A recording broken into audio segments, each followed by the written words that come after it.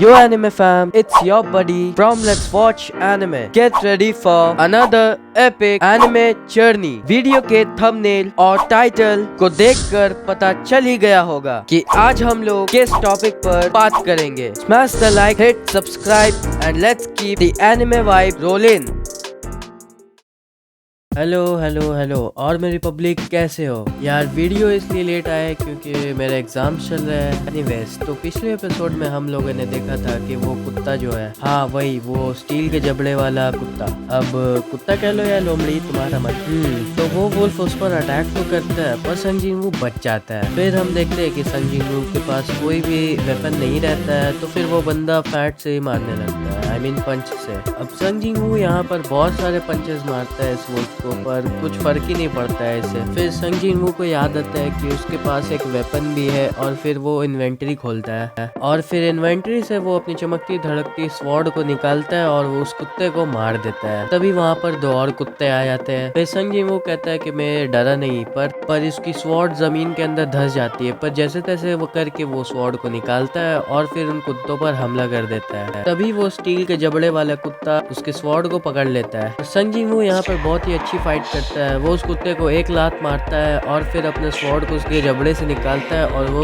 कुत्ते को मार देता है. उसी वक्त वो दूसरा कुत्ता बीगी बिल्ली बन के वहाँ से भाग जाता है. तभी संग जिन-वू आराम से बैठ जाता है और उसकी इन्वेंटरीज खुलती है. फिर उसे पता चलता है कि वो 2 लेवल को हो गया है. फिर वो कहता है कि मैं अभी तक अपने बेस एबिलिटीज को ही ग्रो कर पाया हूँ. यार सच में ये बंदा लेवल 1 का था. एनीवेज फिर संग जिन-वू उठकर उन कुत्तों के लाशों के पास जाता है और सोचता है कि देखता है कि वहाँ पे कोई एसेंस स्टोन वगैरह है या नहीं. पर यार उसे बदले में एक आइटम मिलता है और मेरे ख्याल से वो एक दांत होता है उस कुत्ते का. फिर वहाँ पर स्टोर का पैनल ओपन हो जाता है और फिर वहाँ पे वो संग जिन-वू देखता है कि वहाँ पे सेल और बाई का ऑप्शन है. फिर हम देखते हैं कि संग जिन-वू कुछ खरीदना चाहता है तो वो बाई के ऑप्शन पे क्लिक करता है पर कुछ भी नहीं होता है और वहाँ पे लिख के आता है कि तुम्हारा लेवल एलिजिबल नहीं है. और फिर संग जिन-वू उस कुत्ते के दांत को सेल कर देता और वहाँ से उसको मिलते हैं 20 गोल्ड. तभी हम देखते हैं कि वहाँ पर वो कुत्ता वापस आ जाता है, पर वो कुत्ता एक नहीं होता है, वहाँ पर ऐसे 100-200 होते हैं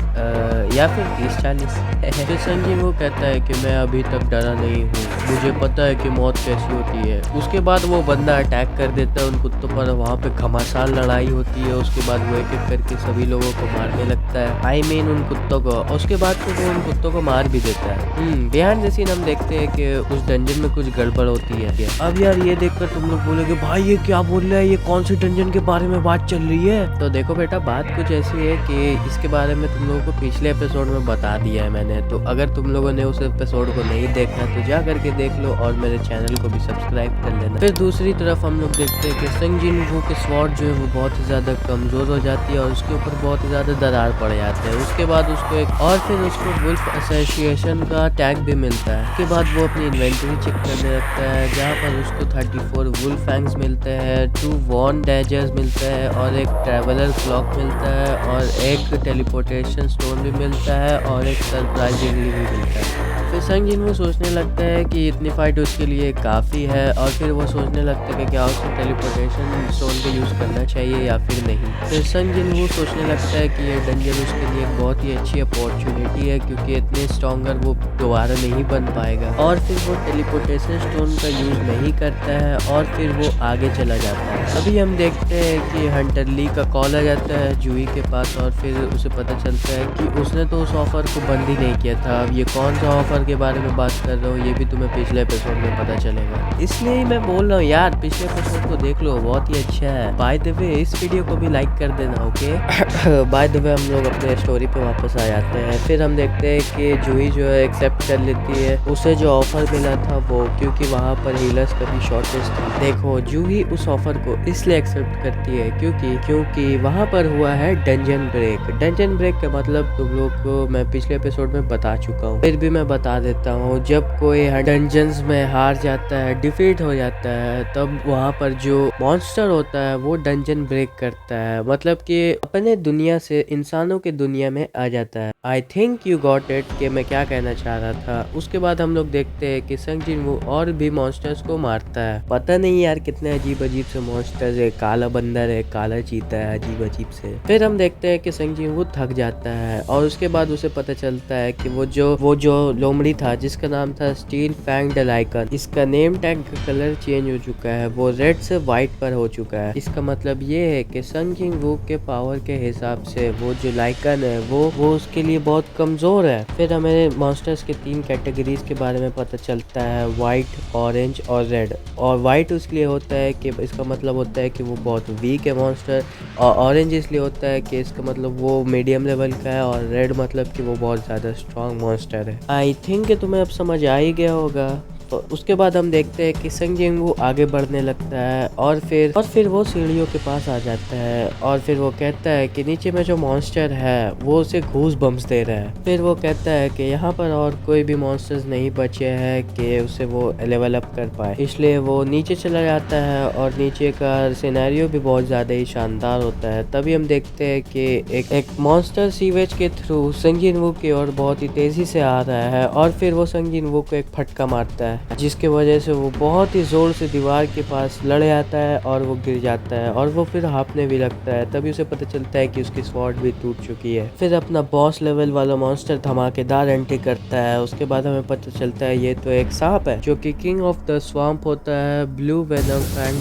कासाका। फिर हम देखते हैं कि संग जिन वो उसे देखकर थोड़ा बहुत घबराता है, पर वो सांप जैसे ही उस पर अटैक करता है तो वो भी डिफेंस करता है और फिर वो सांप बहुत ही ज्यादा हावी होने लगता है। तो फिर संग जिन वहाँ से भागने की कोशिश करता है, पर उसे लगता है कि वो मर ही जाएगा क्योंकि वो सांप उसे उस पानी में मारकर फेंक देता है। पर जैसे तैसे करके वो बच के निकल जाता है और खुद को मोटिवेट करता है और फिर वो उस पानी से बाहर निकलता है। तभी वो सांप उसकी ओर एक मेट्रो ट्रेन फेंक देता है। भाई साहब, तभी हम देखते हैं कि संग जिन वो जैसे तैसे करके बच जाता है और फिर वो सांप को देखने लगता है और फिर वो सांप जैसे उस पर हमला करता है वो पीछे की ओर होने लगता है। यार मजाक से हटकर वो सांप बहुत ही ज़्यादा पावरफुल होता है। वो संग जिन को दीवार पर लड़ा देता है और फिर उसके बाद वो दीवार को तोड़ के आर पार उसे फेंक भी देता है। और यार संग जिन खुद को और भी मोटिवेट करता है, कहता है कि लोग उसे इसलिए वीक करते क्योंकि वो वीक है, पर उसे वीक नहीं रहना है। वो खुद पर शर्म करता है और उसके बाद फिर उस पर हमला भी कर देता है। फिर संग जिन वो कहता है कि वो दूसरे को दया में रहकर बच नहीं सकता है, उसे अपने आप को स्ट्रॉन्ग बनाना ही होगा। उसके बाद फिर वो हमला करता है। तभी वहाँ पर अजीब सी चीज़ होने लगती है, संग जिन के आसपास से ब्लू रेज निकलने लगते हैं और फिर वो कहता है कि उसे स्ट्रॉन्ग बनना ही होगा। तभी फिर संग जिन वो कहता है कि मैं तुमसे हार नहीं सकता,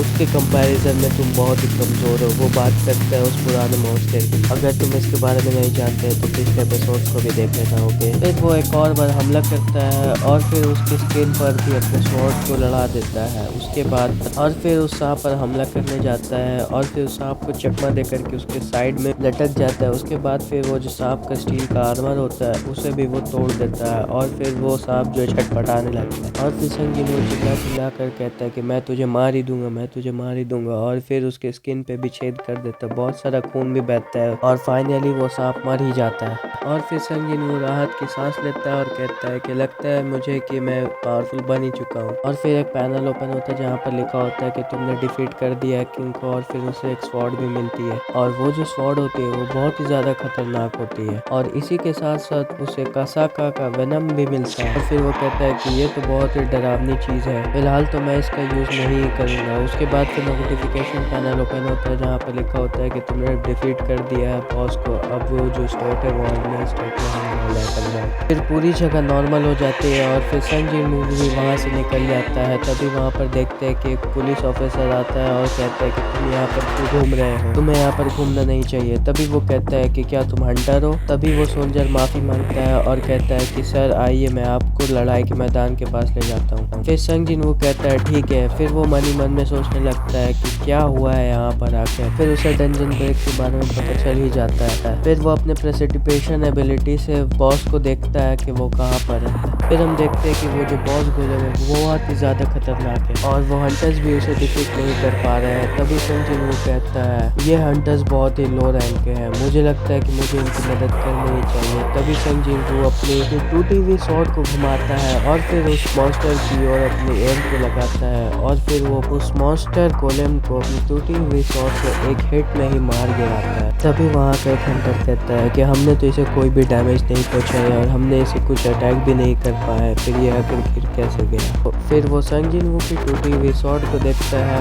और फिर घबरा जाता है। उसके बाद वो कहता है पुलिस ऑफिसर से कि क्या तुम्हें पता है कि ये टूटी हुई स्वॉर्ड किसकी है? तो फिर वो ऑफिसर कहता है कि हाँ वो उस हंटर की है, पर उसे वो हंटर मिलता ही नहीं। तभी हम देखते हैं कि संग जिन-वू के हाथों में कुछ बदलाव आ जाता है, वो बहुत ही ज़्यादा मस्कुलर हो जाता है और फिर संग जिन-वू कहता है कि मुझे नहीं लगता था कि वो एक ही अटैक में मर जाएगा, मेरे ख्याल से वो पहले से डैमेज था। उसके बाद फिर हम देखते हैं कि जुई को पता चल ही जाता है कि वो जिन-वू था। वैसे यहाँ पे अपना एपिसोड 4 खत्म हो जाता है। आई विश कि तुम लोगों को एक्सप्लेनेशन पसंद आया होगा। अगर पसंद आया तो चैनल को सब्सक्राइब कर लो, बेल आइकन भी दबा देना और लाइक भी कर दो इस वीडियो को। अगला एपिसोड भी बहुत ही जल्द आने वाला है, तब तक के लिए तुम लोग जुड़े रहो मेरे चैनल के साथ। Bye bye.